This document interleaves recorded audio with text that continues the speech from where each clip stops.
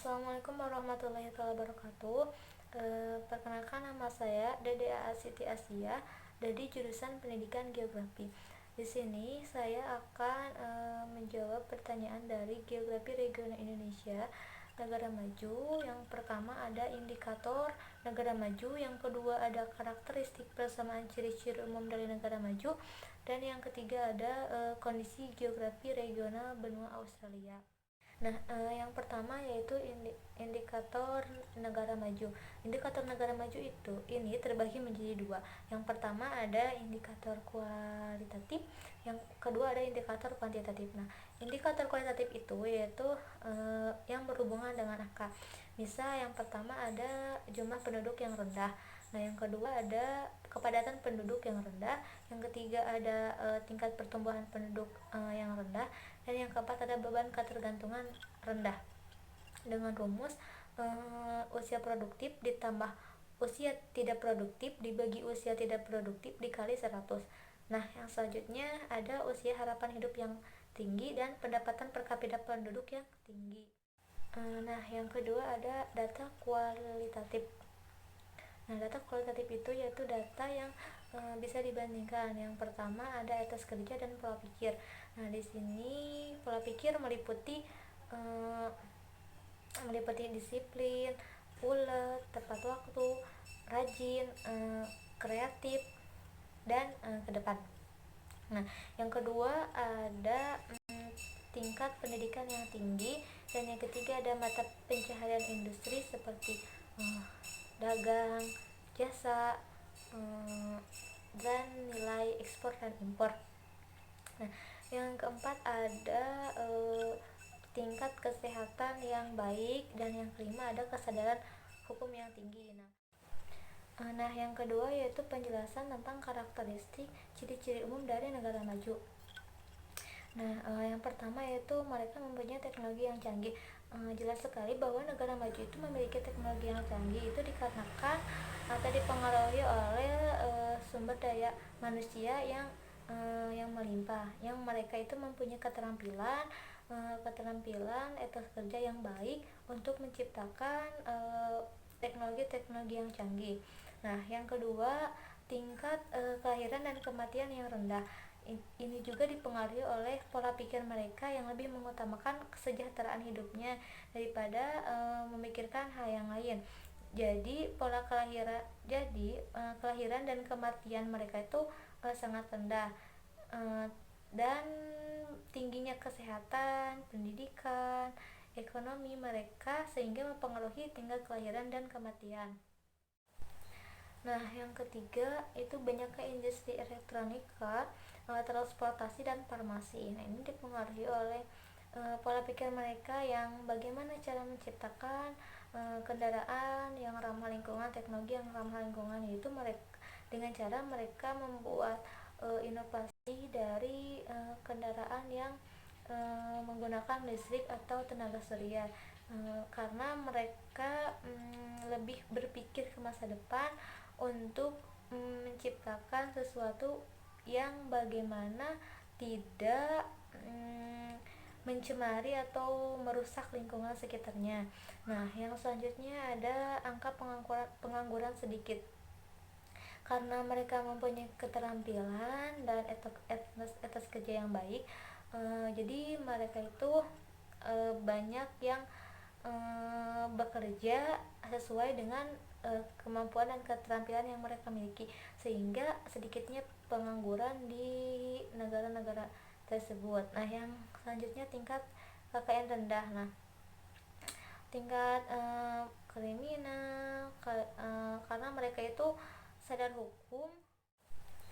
Nah, yang ketiga itu banyaknya industri elektronika, transportasi, dan farmasi. Nah, ini dipengaruhi oleh pola pikir mereka yang bagaimana cara menciptakan kendaraan yang ramah lingkungan, teknologi yang ramah lingkungan, yaitu dengan cara mereka membuat inovasi dari kendaraan yang menggunakan listrik atau tenaga surya, karena mereka lebih berpikir ke masa depan untuk menciptakan sesuatu yang bagaimana tidak mencemari atau merusak lingkungan sekitarnya. Nah, yang selanjutnya ada angka pengangguran sedikit. Karena mereka mempunyai keterampilan dan etos kerja yang baik, jadi mereka itu banyak yang bekerja sesuai dengan kemampuan dan keterampilan yang mereka miliki, sehingga sedikitnya pengangguran di negara-negara tersebut. Nah, yang selanjutnya yaitu intensitas mobilitas yang tinggi. Nah, ini tuh dipengaruhi oleh etos kerja yang tinggi juga, di mana mereka itu hampir menghabiskan beberapa jam untuk bekerja, dan menghabiskan hanya beberapa jam untuk tidur, karena mereka itu berpikir bahwa untuk mereka hidup mereka harus berusaha. Nah, yang selanjutnya yaitu pendapatan rata-rata penduduk yang tinggi. Jelas sekali bahwa ini dipengaruhi oleh keterampilan mereka. Keterampilan yang mereka miliki itu membuat mereka itu mempunyai penghasilan dan pekerjaan yang baik, sehingga rata-rata penduduk di negara maju itu tinggi, pendapatannya lebih tinggi. Nah, yang selanjutnya itu sifat kemandirian masyarakat yang tinggi.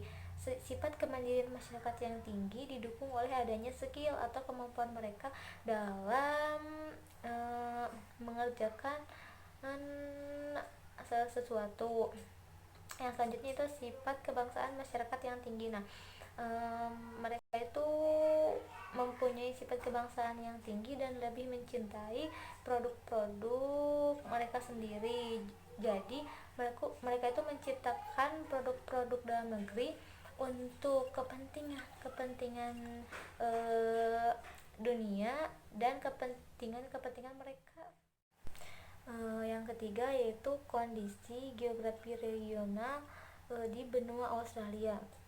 Nah, Australia ini terletak atau berada di antara sebelah selatan Samudra Pasifik dan Samudra Hindia, di mana bertetangga dengan Indonesia, Timor Leste, Papua Nugini, Selandia Baru, dan salah satu negara di Oseania yaitu Vanuatu.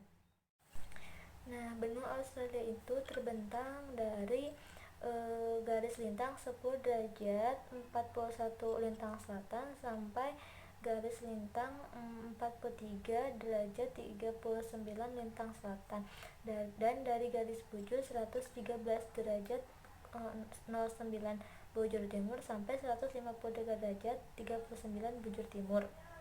Nah, benua Australia itu dikategorikan sebagai benua terkecil di dunia. Untuk luas wilayah di benua Australia sekitar 7.682,300 km, dengan lebar kira-kira 3.200 km dari pantai timur ke pantai timur barat, dan panjangnya 3.700 km dari Tanjung New York ke pantai utara sampai Tanjung di Tasmania.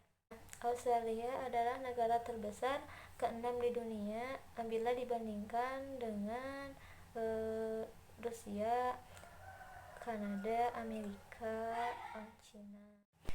Di Australia ini memiliki beberapa iklim yang berlainan. Nah, beberapa iklim yang berlainan itu dipengaruhi oleh garis lintang, arus samudra, jarak dengan pantai, keadaan suhu dan angin, serta bentang alam yang ada di wilayah Australia.